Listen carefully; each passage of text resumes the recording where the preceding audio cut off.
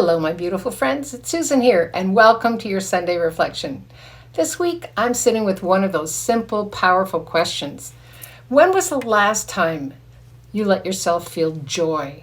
Not for anyone else, not because of somebody else, not because it fits in the moment, but simply because it was joy for you, from you.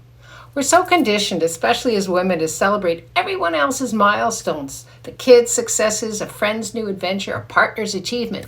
Somewhere along the way, we started believing that our joy has to be earned through someone else's happiness. Yeah?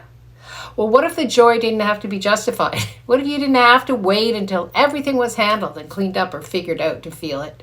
What if joy was your birthright? Something already living inside you, waiting for permission to be seen, heard, and felt. When was the last time you laughed out loud for no reason or danced in the kitchen just because the song felt like freedom? When did you last take a pause and a deep breath and whispered, "This moment is mine"? Because it is.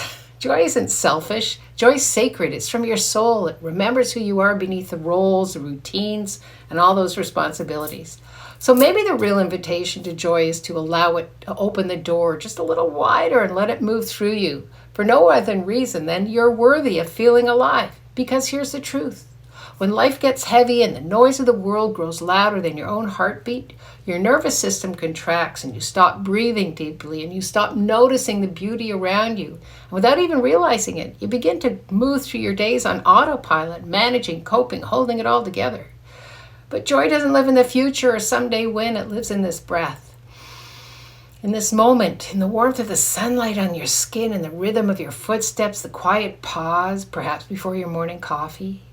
These are not small things. These are anchors that bring you back to you, that remind you that you're safe enough to soften, to exhale, and to let the light in. So when I say bring in the joy, I'm not asking you to paint over what's real or pretend anything. I'm inviting you to meet yourself right where you are and bring joy with you. Let it hum beneath the surface of your day. Let it rise through gratitude, movement, through presence. That's where joy becomes the medicine, not the mask.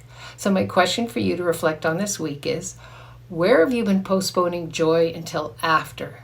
And here's a sticky note for the week. This week, I will choose presence and joy over perfection. You know, I love my sticky notes. And my invitation to you, it's simple. Make space for one thing that delights you. Not justification, not guilt. But joy isn't the opposite of pain. It's the balance that makes life whole. And every time you choose to bring it in, you strengthen your connection to the woman you're becoming. Grounded, open, and joyfully alive. So this week, breathe deeply. Notice the beauty. Bring in the joy and say yes to what's next. One bold step at a time. Susan Lazar, Hart here, your transformational mindset coach. Wishing you every bit of joy that's here for you to play with. Live boldly, love greatly, and be that fearless leader we came here to be. One joyful, bold step at a time. Loving you greatly. If you're watching this on our YouTube, pop in a question, pop in a comment, like, share it with a friend, because you know what they say, when two or more are gathered, wow, what can we create? And come on over to Fearless Women Rising, our private Facebook group, where we play with the joyful spirit of being alive every day. Mwah! Bye-bye.